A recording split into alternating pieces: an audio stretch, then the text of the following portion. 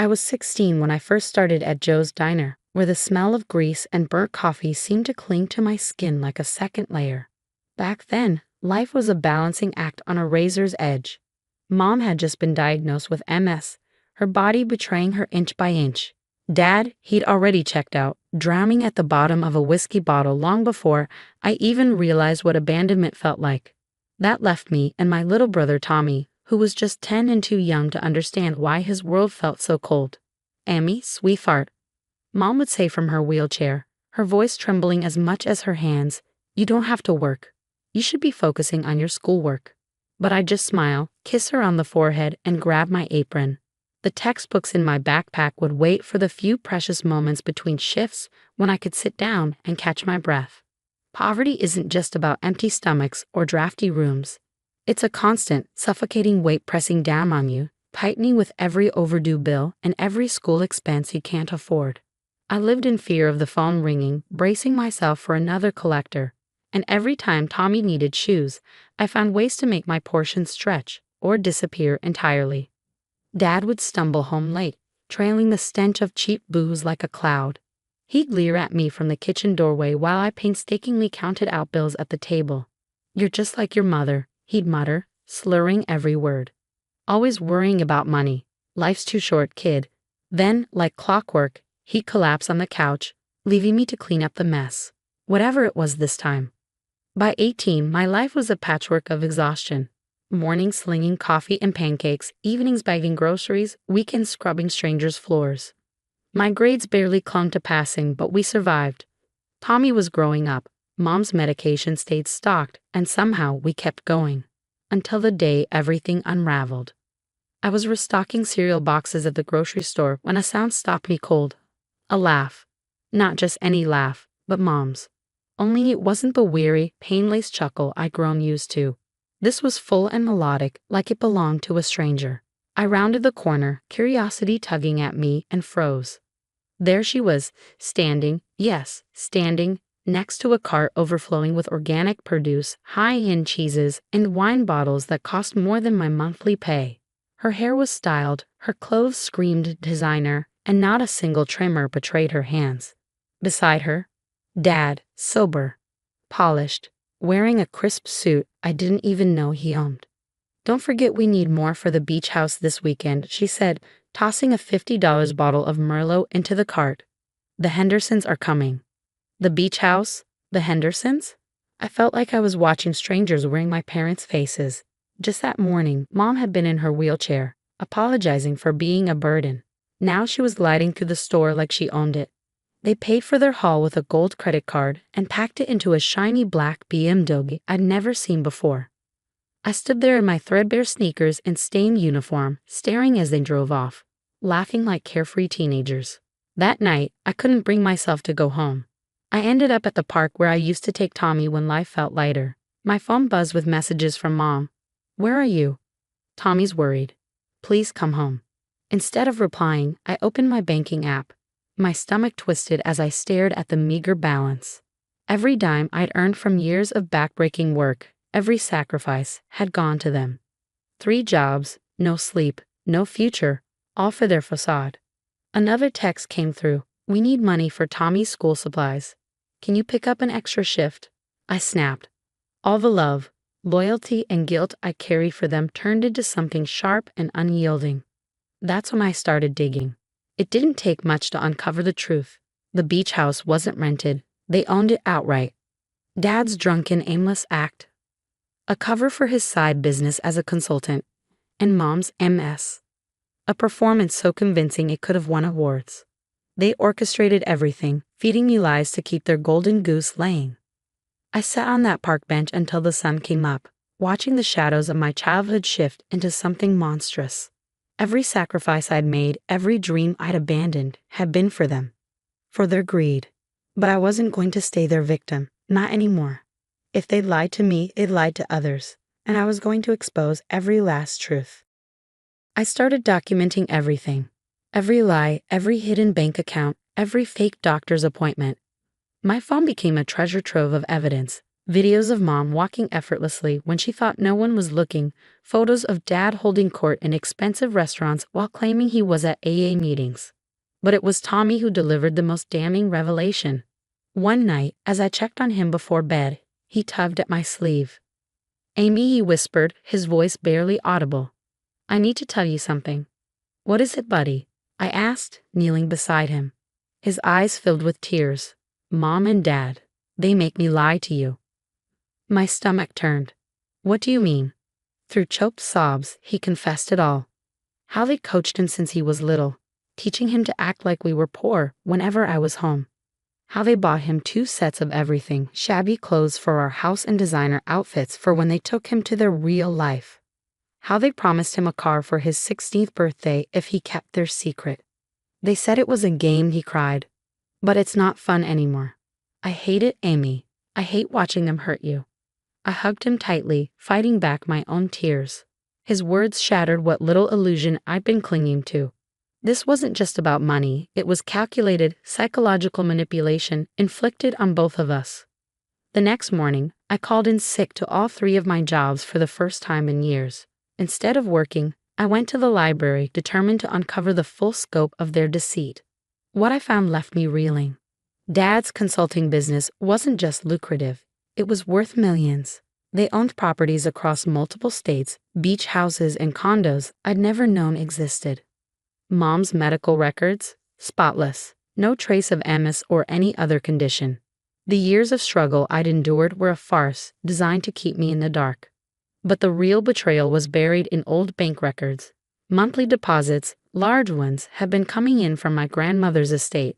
My dad's mother, who'd passed away when I was too young to remember her. She'd left her entire fortune to me and Tommy, meant to be ours when we turned 18. I was 20 now. For 2 years, Dad had kept my inheritance hidden, funneling it into his own accounts while I worked myself to exhaustion. That night, Mom called a family meeting. She sat in her wheelchair, the picture of fragile concern. "Amy, sweetie," she began, her voice dripping with insincerity. "We're worried about you. All this work, it's too much. Why don't you move back home? Let us take care of you." I stared at her, then at Dad, slouched in his chair like a man defeated by life. Tommy sat silently, his eyes downcast. "That's funny," I said, pulling out my phone. "Because I've got some concerns too." I tapped the screen, playing the video of Mom standing in the grocery store, laughing and loading expensive groceries into their cart, their faces drained of color. "How dare you spy on us?" Mom snapped, her syrupy tone gone. "After everything we've done for you." I laughed bitterly. "Everything you've done for me? You mean stealing my inheritance, forcing Tommy to lie, making me work 3 jobs while you lived in luxury?" Dad straightened, the drunkard act falling away like a discarded mask. "Now listen here." "No," I said sharply, cutting him off. "You listen. I've contacted a lawyer. I have proof of everything, the fraud, the hidden accounts, the fake medical claims, and tomorrow morning, I'm going to the police." That's when Mom did the unthinkable. She stood up from her wheelchair and slapped me across the face. The room went silent. Tommy gasped. Dad's expression hardened into something cold and calculating. "You ungrateful little—" Mom began, but I interrupted her. "I've already sent copies of everything to my lawyer," I said, my cheek stinging. "If anything happens to me, it all goes public." Dad's eyes narrowed. "How much?" "Excuse me. How much to make this go away?" he said, his voice measured. "Name your price." I stared at him, disbelief mingling with disgust. "It's not about money anymore. It's about justice." Mom laughed, a sharp, bitter sound that had none of the warmth I once knew. "Justice? Go ahead, tell everyone. See who believes you. We're respected in this community. You're just a waitress who couldn't even finish college." Her words stung, but I refused to back down. "Maybe, but I have proof. And by tomorrow, everyone will know who you really are." I turned to leave, but Tommy's voice stopped me. "I'm coming with you." Mom's face twisted in rage. "You're not going anywhere. Sit down." But Tommy stood, grabbing a backpack he'd packed in secret. He walked over to me, his jaw set in defiance. "I'm done lying." As we walked out, Dad's voice followed us. "You'll regret this. Both of you." We didn't look back. But his words weren't just a threat. What happened next would push us to the brink, testing not just our courage, but our will to survive. My lawyer didn't waste a moment. By morning, legal proceedings were in motion. Dad's response was swift and brutal. He froze all accounts, including those holding the money I'd earned myself. Then came the smear campaign. Local father heartbroken. Daughter fabricates lies about disabled mother. The headline screamed from the front page of the local paper. Dad's friends in high places ensured I was painted as the ungrateful, lying daughter who had betrayed her family. The fallout was immediate. The diner couldn't handle the bad publicity and let me go. The grocery store cited company policy as the reason for firing me. Even my house cleaning clients stopped returning my calls. Tommy and I moved into a cheap motel, living off the emergency savings I'd worked so hard to build. But Dad underestimated one thing: people talk. And servers, grocery store workers, and housekeepers, they see everything. The first to step forward was Sarah, a server at the country club. She had videos of Mom playing tennis, her movements fluid and quick. Next came the valet who recalled Dad's frequent visits to the beach house. Soon a flood of evidence poured in. People tired of watching the wealthy abuse their power. The final blow came from an unexpected source. Dad's longtime secretary, Linda. "I've kept quiet for 20 years, she told me, handing over a thick folder. "But watching them destroy you, I can't anymore." Inside were documents proving everything, not just the fraud against me, but years of financial crimes. Dad had been embezzling from clients, using my grandmother's inheritance to cover his tracks. The court case dragged on for months. Every day, Mom and Dad showed up in court, polished and composed, playing the role of victims. I wore the same borrowed suit day after day because it was all I had. Tommy testified with courage. His voice wavered, but his words cut through the courtroom like a blade. He described years of forced deception, revealing how Mom had trained him to lie and rewarded his compliance. Medical experts, financial investigators, and a parade of witnesses followed. One by one, Mom and Dad's carefully constructed lies unraveled. The judge's decision was swift and unequivocal. I was awarded my rightful inheritance, and Dad was convicted of fraud and embezzlement. He was led out of the courtroom in handcuffs. Mom was in charge, but her reputation was irreparably destroyed. As Dad was taken away, Mom grabbed my arm, her face a mask of fury and desperation. "We did it for you," she hissed. "Everything was for you. We wanted you to learn the value of hard work." I looked at her designer dress, her flawless manicure, the anger in her eyes. "No," I said. "You did it because you could, because you thought you'd never get caught. But you taught me something, all right, the value of truth." That was 3 years ago. Today, Tommy is in college, studying law. He wants to help other victims of financial abuse. I used part of my inheritance to start my own business, one that employs people who need a second chance, just like I did. Mom moved away after the divorce, starting fresh in another state. She sends cards sometimes, filled with justifications and apologies I no longer care to read. Dad writes too, though his letters are full of anger, blame, and thinly veiled threats. Each one is a reminder that I made the right choice. Sometimes I visit the diner where I used to work. I sit at the counter, order a coffee, and watch the new waitress rush between tables. She doesn't know my story, doesn't recognize me from the newspapers. To her, I'm just another customer, someone who tips well and treats her with respect. Last week, while cleaning, I found my old diner uniform. Seeing it brought back the exhaustion, fear, and betrayal I'd endured. But it also reminded me of my strength. I donated it to a women's shelter, along with a check big enough to help others escape their own prisons. Because that's the thing about lies, they only thrive in darkness. Once exposed to the light of truth, they wither and die.